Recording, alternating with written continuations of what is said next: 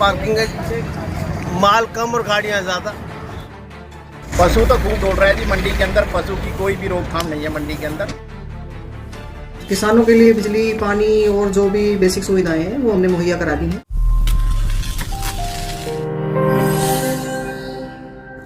सोहना की अनाज मंडी में सरसों की आवक शुरू हो गई है, लेकिन अभी तक सरकार की तरफ से सरकारी खरीद शुरू नहीं की गई। किसान अपनी सरसों की फसल को आड़तियों के यहाँ औने पौने दामों में बेचने के लिए मजबूर हो रही हैं।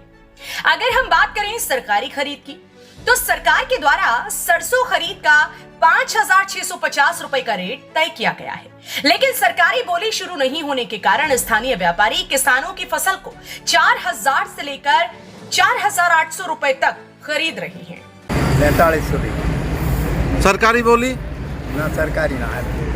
व्यवस्था क्या है मंडी में? अभी तक कहा जी ऐसे ही अपना काम चल रहा है, बस ठीक है। गंदगी का कैसा हाल है? गंदगी वगैरह ऐसे ही है, कोई ठीक करते कोई ना करे।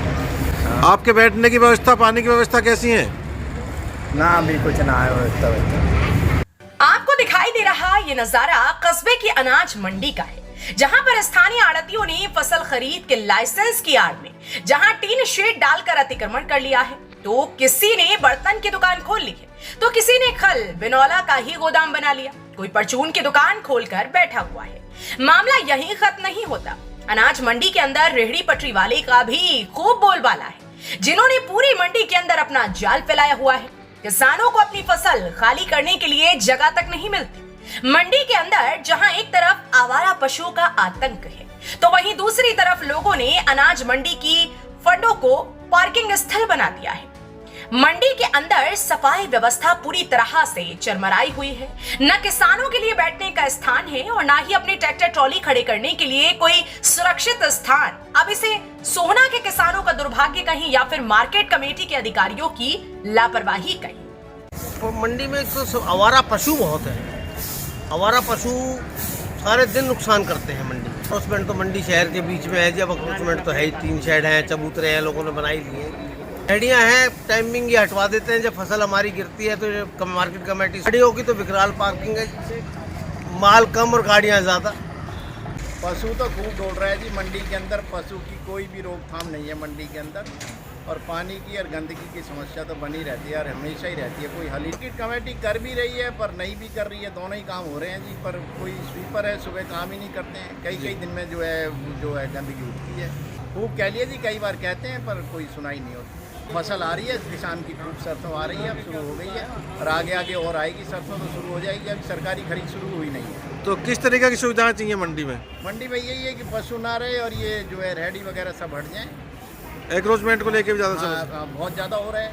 जमींदारों को ट्रैक्टर खड़ी करने की जगह नहीं मिलती है यहाँ पर। सरकार को चाहिए कि वो ध्यान दे और जो मंडी ठीक ढंग से काम करे।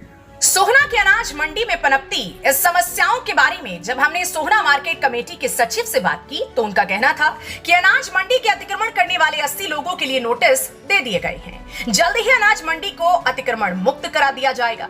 वहीं आवारा पशुओं के लिए भी पशु ताड़क की नियुक्ति कर दी गई है। सफाई व्यवस्था को दुरुस्त कराया जा रहा है, लेकिन सवाल ये उठता है कि मार्केट कमेटी द्वारा ये सभी कार्य पहले से दुरुस्त क्यों नहीं कराए गए। ये सभी खामियां मार्केट कमेटी के अधिकारियों को तभी नजर क्यों आती हैं जब फसल की आवक शुरू हो जाती है। मैम, आवक शुरू हो गई है सरसों की, तो किस तरीका की सुविधा है मंडी में? किसानों के लिए बिजली, पानी और जो भी बेसिक सुविधाएं हैं वो हमने मुहैया करा दी हैं और आगे कोई परेशानी अगर दिखेगी तो उसका हल करेंगे। मैम, अगर मंडी में देखें तो एंक्रोचमेंट बहुत ज़्यादा है और गंदगी पसरी हुई है, इसको लेके क्या कर रहे हैं? एनक्रोचमेंट वालों को नोटिस दे दिए गए हैं और जल्दी इसको रिमूव कराया जाएगा। कितने लोगों को नोटिस दिए गए हैं जी? लगभग 80 लोगों को नोटिस दे दिए गए हैं, जिन्होंने टीन सेट वगैरह डाल रखी हैं, तो उनको हटवाया जाएगा जी। मैम, इसके अलावा हम बात करें आवारा पशुओं की, तो यहाँ पे उनकी व्यवस्था भी ठीक नहीं है, उसको लेके क्या कर रहे हैं? आवारा पशुओं के लिए हमारा पशु ताड़क है हमारे पास, जिसकी ड्यूटी लगा रखी है और वो पूरा टाइम में देखभाल करता भी है। हो सकता है कि कभी कभार बीच में गेट खुले हैं तो कोई घुस भी जाएगा आवारा पशु, अदरवाइज हमारा जो एम्प्लॉई है वो रहता है 24 घंटे मंडी में। मैम, सरकारी खरीद की बात करें सरसों और गेहूं की, तो कब से शुरू होने वाली है? देखो, अभी सरकार की तरफ से हमें कोई लेटर रिसीव नहीं हुआ है, जैसे ही हो जाए।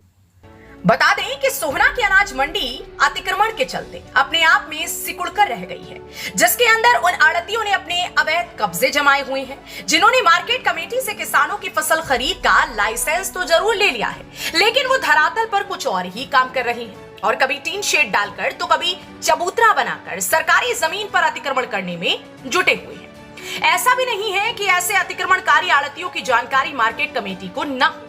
सब कुछ जानते हुए भी मार्केट कमेटी के अधिकारी आंखों पर पट्टी बांधकर बैठे हुए हैं। अब इसे मार्केट कमेटी के अधिकारियों की आड़तियों के साथ मिलीभगत कहें या फिर आड़तियों की दबंगई कहें, क्योंकि मार्केट कमेटी द्वारा नोटिस को जरूर जारी किए जाते हैं, लेकिन वो नोटिस सिर्फ फाइलों में ही सिमट कर रह जाते हैं। हरियाणा वरदान के लिए सोहना से संवाददाता विशाल राघव की रिपोर्ट। देश व प्रदेश की खबरों को सबसे पहले देखने के लिए हरियाणा वरदान चैनल को सब्सक्राइब करें, लाइक करें व शेयर करें।